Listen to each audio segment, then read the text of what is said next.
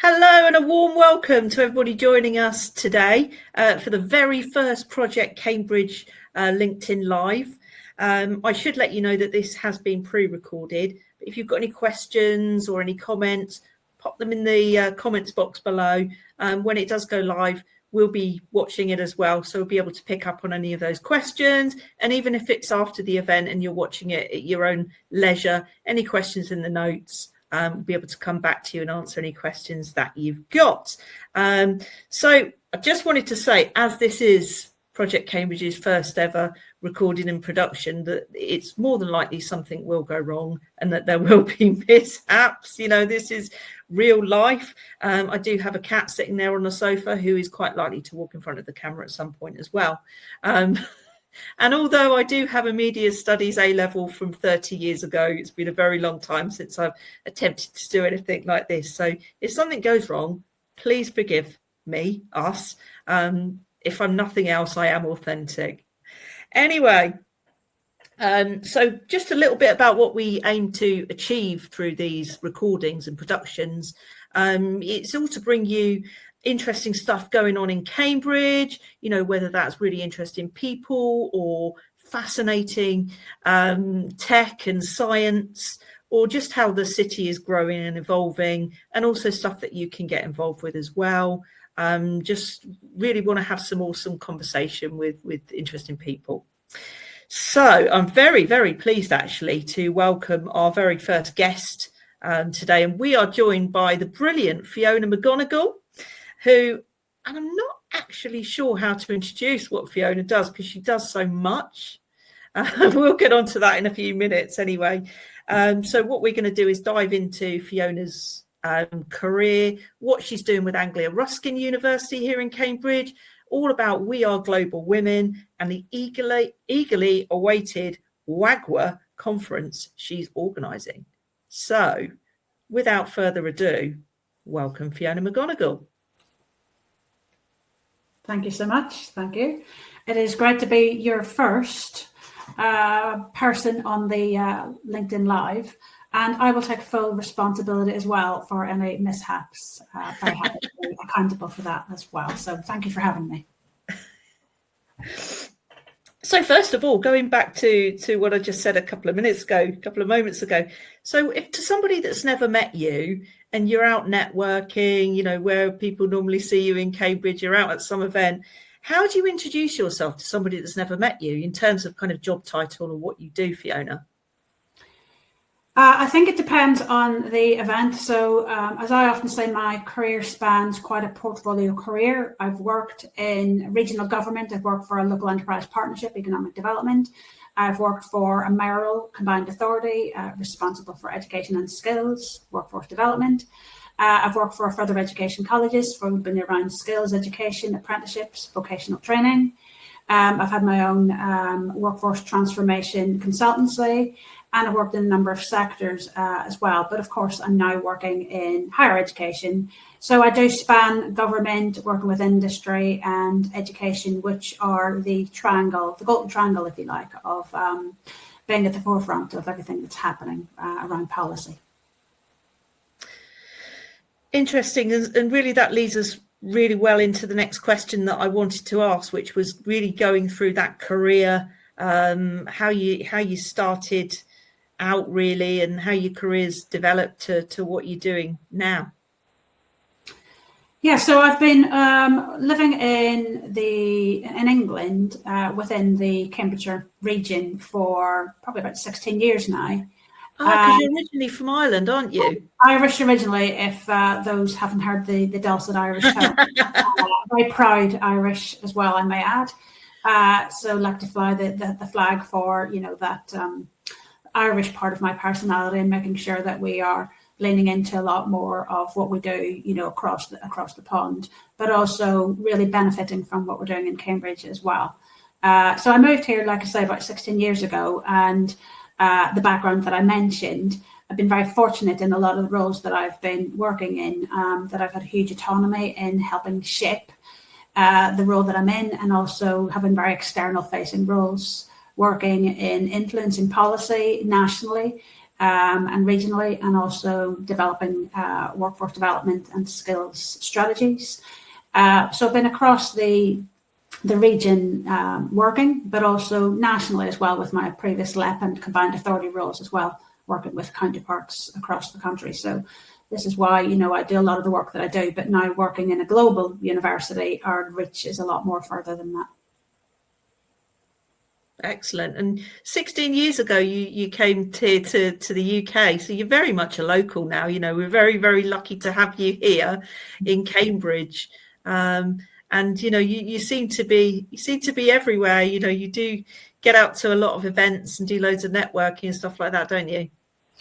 Yes, I do. I think networking is how we build relationships, and I think it's the key to how we engage people in what we're doing. And as a university, we are global institutions, but we're also pillars of the community. People look to universities as, the answer to a lot of things. But I often say some people don't realise all the amazing stuff that we do behind the doors of the university. And I very proudly was one of the first team to join Anglo-Ruskin University to be one of the team helping set up the new ARU Peterborough, which is the new University of Peterborough. And my role was instrumental in engaging industry in co-designing our whole curriculum for that. And now we're a thriving campus, university campus. And again, we've also got global university students there as well. So, we are speaking to employers constantly and evolving the curriculum there. So it's something that I'm really excited to be seeing growing all the time. I think it's really cool that you've actually taken Anglia-Ruskin to Peterborough. It is the second biggest growing city in the UK, isn't it, after Cambridge? And it's so important that we're really starting to think about skills and green skills now, and for future generations. And is it just in the kind of further and higher education that you're working to put in these policies, or you're working with employers as well to try and embed that, aren't you? Yeah, and speaking back about the university, so I've been working on the ARU Peterborough, which was the University of Peterborough before ARU was involved, back since 2016 when I worked in the LEP, Local Enterprise Partnership, and then in the Combined Authority. And the Combined Authority is the lead partner in that, where we wrote the business case and lobbied government for the funding to be bringing forward the university. And so it was one of the reasons why it enticed me over from the Combined Authority over to the university. And of course, it was halfway through the pandemic. Mm-hmm. So they needed somebody who understood the business case, who understood industry, who understood the skills needs of the region, but also was able to horizon scan with businesses at the types of talent that they're looking for coming out of ARU Peterborough and the university as a whole. So I work across every sector, so this is why people can't really pigeonhole me. One day I'm working on green skills, another day you'll see me at a construction roundtable, another day working in life sciences. I worked with the ARU team on the talent and skills pillar for the 2050 vision for life sciences, health and life sciences for Cambridge, just over 2 years ago, looking at the skills needed in those sectors in particular. And again, it was just after the pandemic, and we know at the time it was highlighted that health, life sciences were critical sectors, and also supporting sectors like manufacturing and digital and IT, very much supporting sectors in the drive to support the after shocks from the pandemic. You really are somebody that's so important in this ecosystem, Fiona. It's great to see you popping up at so many events and talking about all of these things. I think it's so valuable. But what I also noticed about your career when I was looking at your very lengthy LinkedIn profile, I like that, by the way, is that you've also been involved and are involved with charities as well. And I know you're involved with the homelessness charity It Takes a City, which is obviously a Cambridge charity. So what got you into doing that? And why is it important to you? Yes, I was approached and connected with the team. I think Rachel Hales originally connected me. Rachel's known again for networking around Cambridge. She pops up everywhere, doesn't she? As well. So both in that sector and with Purpose Network she has. And, she's seen that they had a need for doing something, and with my role and background that I could maybe be somebody that could help and help shape some of the work there. And as a result of that, since last summer, I now chair the employment pillar of the Cambridge Homelessness Charter that's been developed. And we're looking to put a spotlight onto Cambridge, which is a huge spotlight anyway. But as we know, homelessness is something that needs to be tackled in all towns and cities.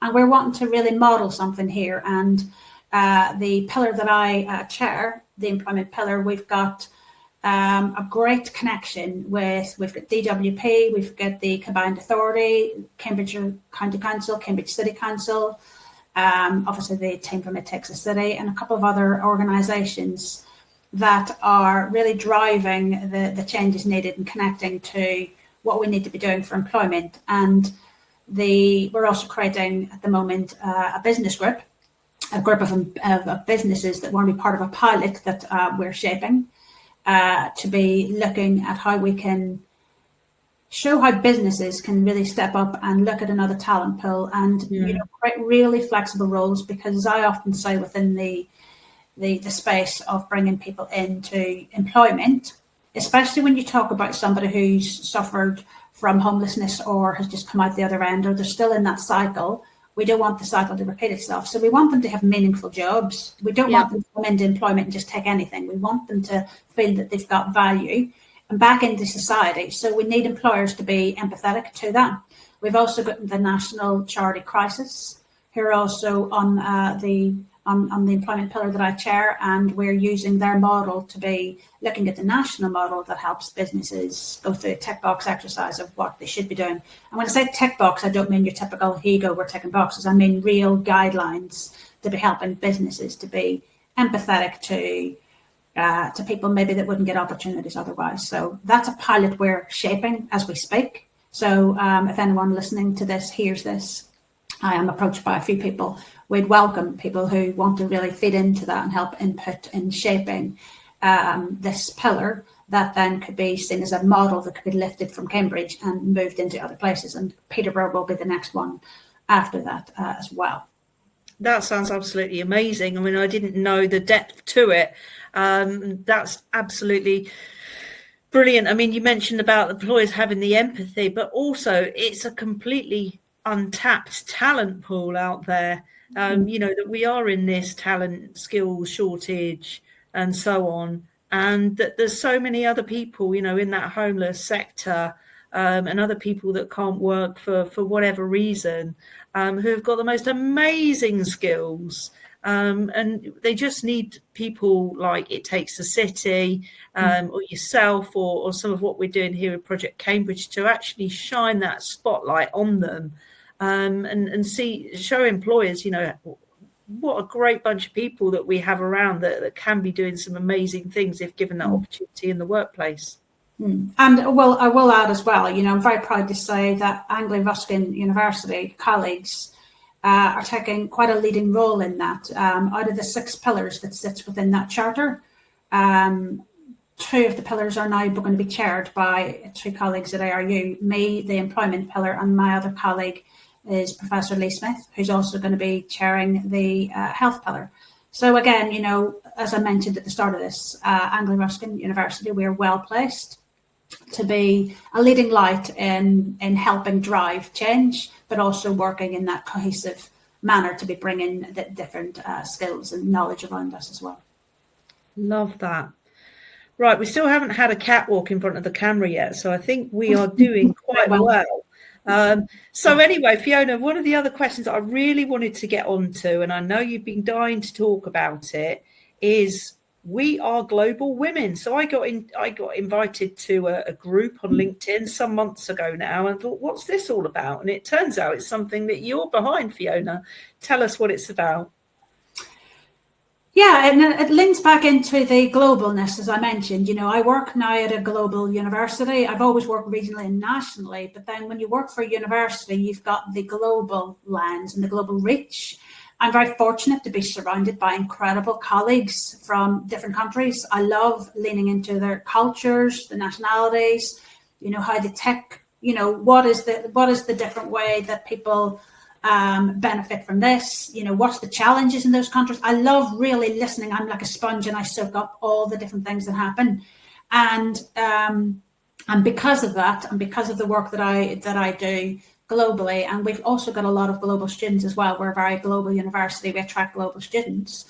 And then, of course, working with industry, I do a lot of work with businesses who've got a global presence in our region. They could have their UK headquarters here. They could want to be relocating here, because I do a lot of work with businesses and house builders and investors and inward investment businesses who, will schmooze, as when I worked at the LEP and the Combined Authority, and now at the university, we've had dinners and meetings with businesses across from Belgium, Australia, Japan, America, South Korea, China, and the list goes on, of businesses wanting to locate to this region. And there's one particular project I'm very proudly working on since my Combined Authority days since 2018.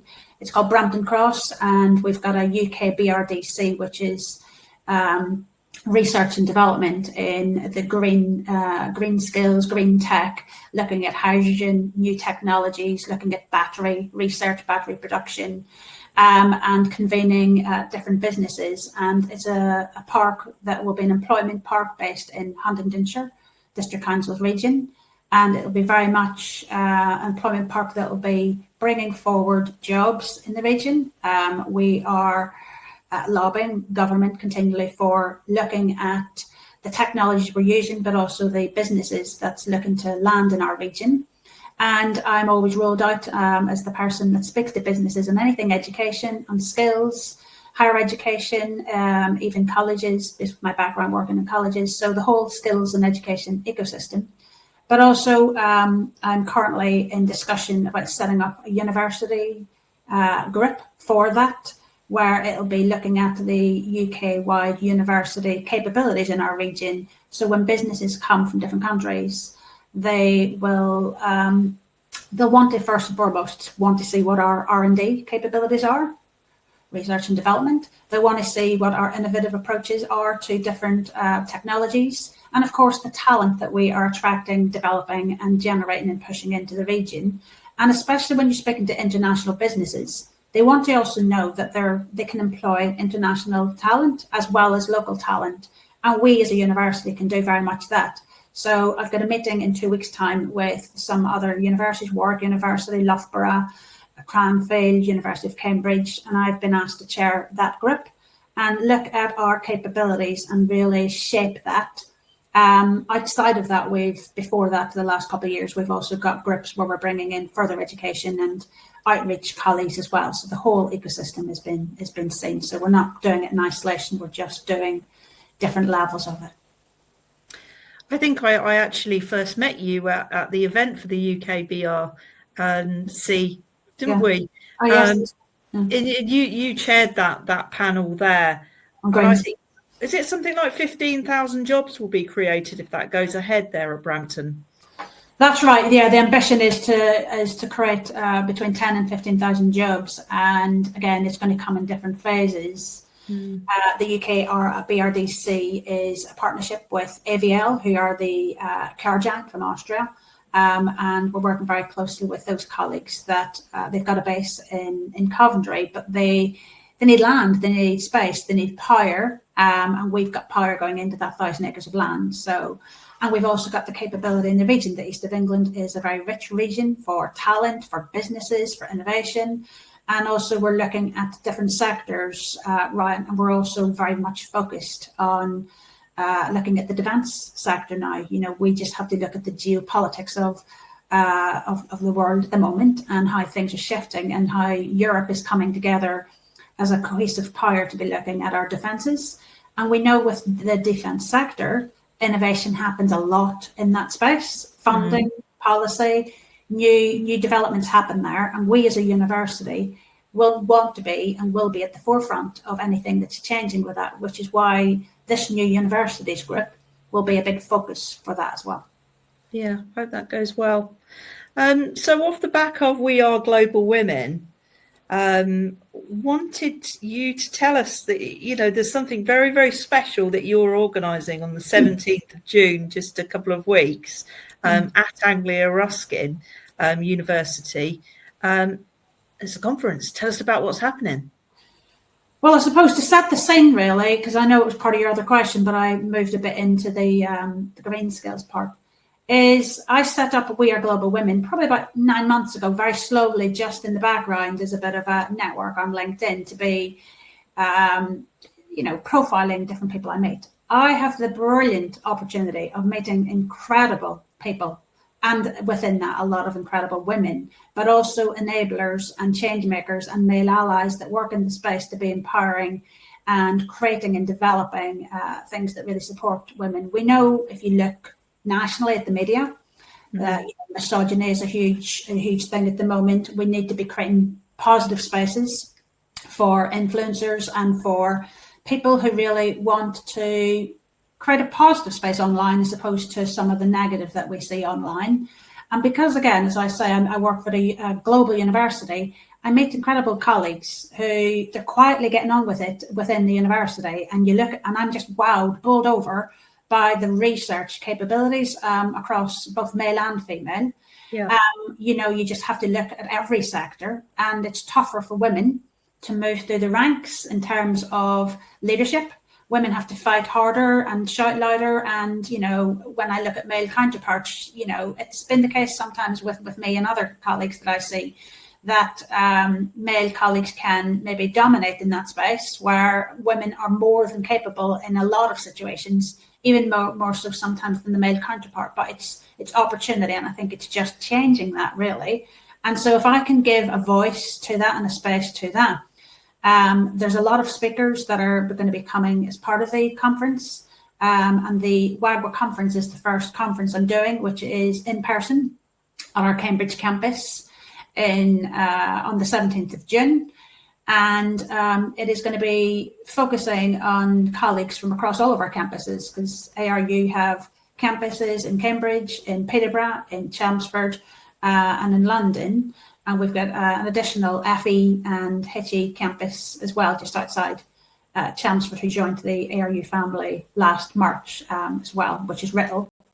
So we've got an FE further education arm within that as well. So we've got a really strong footprint in the East of England region. And again, really profiling the excellence within ARU through innovation, through research, through our global impact that we do with research.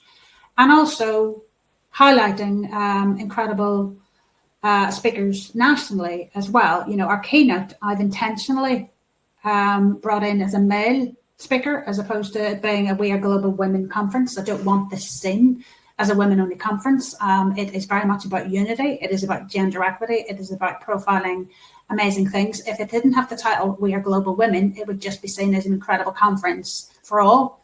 But once you've got the title of that, I didn't want to move away from that, because I do want to be profiling the stuff that matters to us as women, and the battle that is gender equity, and doing it in unison with our male colleagues is very important.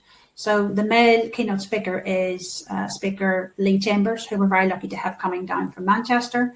And he's got a company, he's the CEO of a company called Male Allies UK. And, we want to look at what he's doing and see if there's something we as a university can do after the conference as well, because we want to influence male allies, in that space. Yeah. We've got another announcement I just put out earlier today from a lady, Dr. Nicola Sharp Jeffs, I have to say, double barrel name, OBE, who is a global advocate and speaker, and set up a charity on economic abuse. And again, it's not talked about enough. It's such a unique topic, but yet it happens with so many people. Mm-hmm. And so, we've got her that's joined the panel. So I could list, the amount of speakers. I've been out to dinner a couple of weeks ago, and to list all the incredible speakers, someone says, you've got such a lineup of speakers, it's packed. Yeah. I really wanted to, set the scene for, what we as a university can attract in incredible speakers that work at the university, but also that want to come and work in partnership with the university. You've got so many people involved with this. I just know it's going to be spectacular. And I actually came and had a look around is it called the Science Auditorium? I can't remember. It is the Science Lecture Theatre, and then we've got the Lecture Theatre outside. So yeah, you came and went in, and we did a recce of the theatre, and somebody left the mic on, which was a dangerous thing to do, because Jen took the mic and decided to make announcements. I think I got a recording of her at one point as well. She started singing. So I think there might have been a bit of rap going on there as well. It is available if anyone wants it. I can send it to them. But it is a really cool lecture theatre. I've been in a couple of the Anglia-Ruskin ones before, and I expected a similar size, but this place is huge actually. Yeah, so how many people are you hoping to get in there? We would like to have a good number of maybe about 150 people as well. So we're opening it up to staff and students. It's free to colleagues and students to attend. Why would students and staff pay for their own event? It's in their own it's in their own backyard. And we're opening it up. And if there is any businesses, we've put a small cost onto the ticket price, because we know people put more value when they pay for something, but also just to cover our costs, because universities are going through a tough time at the moment, so we want to make sure we're covering some of the costs as well. But if anyone does have a barrier to making that payment, if they're a charity or a small business, then do get in touch, because I don't want to be having that as a barrier to somebody attending if that's the case. So I'm not wanting to close the door to anyone, so please do get in touch. So are there many tickets available? Can people still go online and register?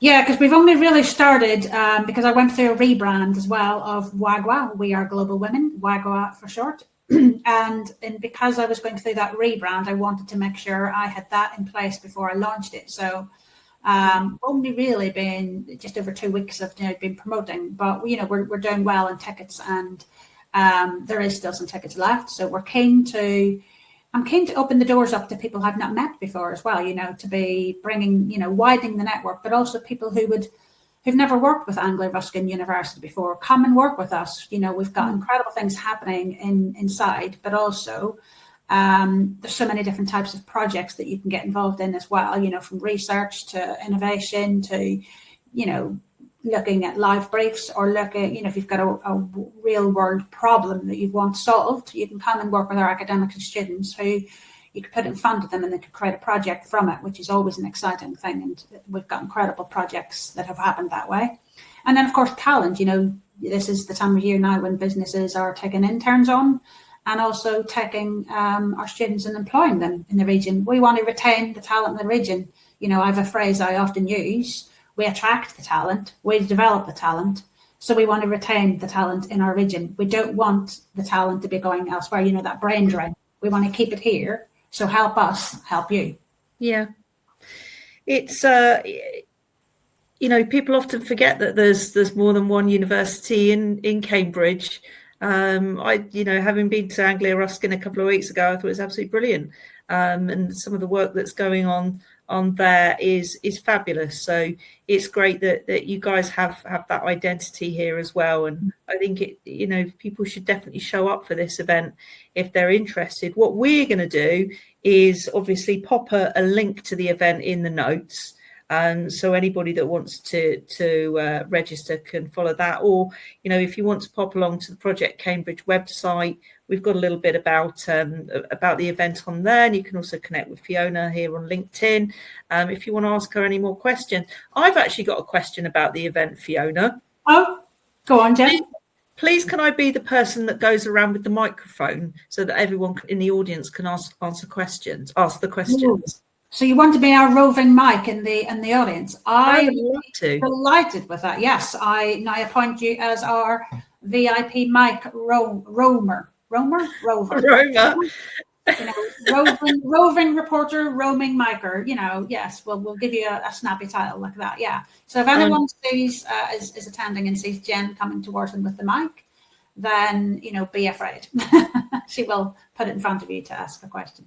I will totally embrace that position and remember to wear my trainers on the day. I'll wear my trainers if you wear yours.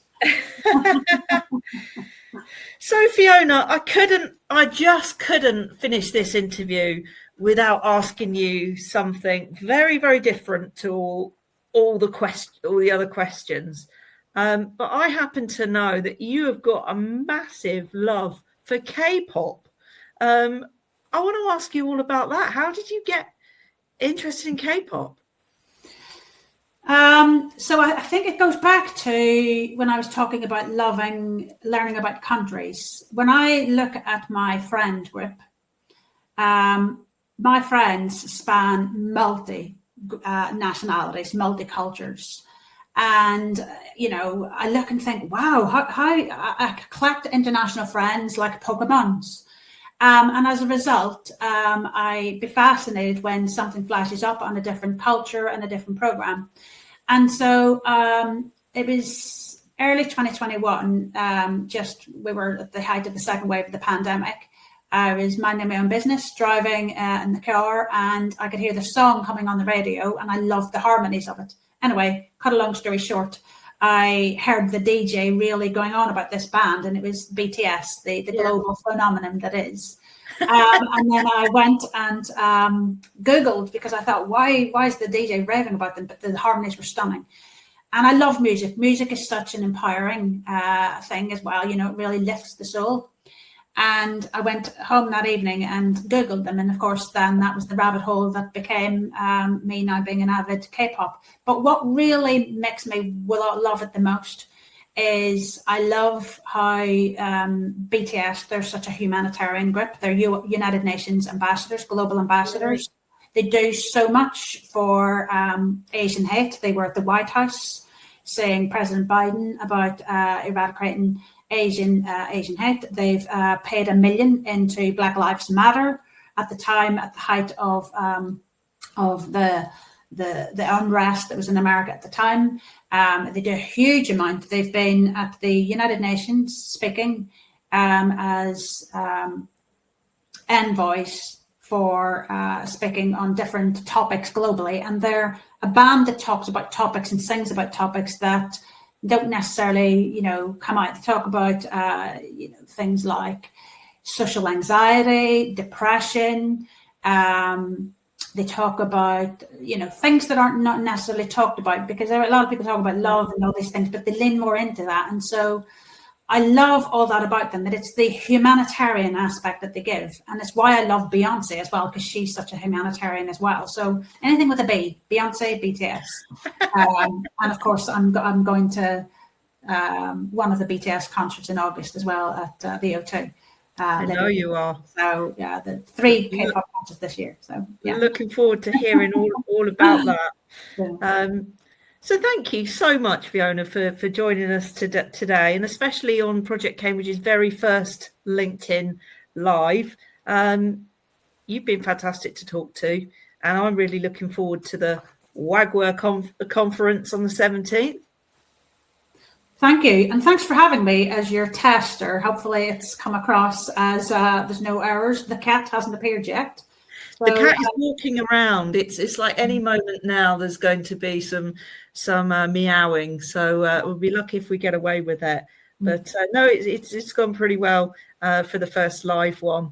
No, thank you so much. And thank you to everybody that's either tuned in live today or watching later on at your own leisure on YouTube or LinkedIn or the website. And just a big thank you for everybody giving Project Cambridge their support. It really means a lot. As I said, please do pop any questions to myself or Fiona into the comments box below, and we'd be very happy to come back to you and answer any questions. And looking forward to seeing you all again soon. See you on the 17th of June. See ya.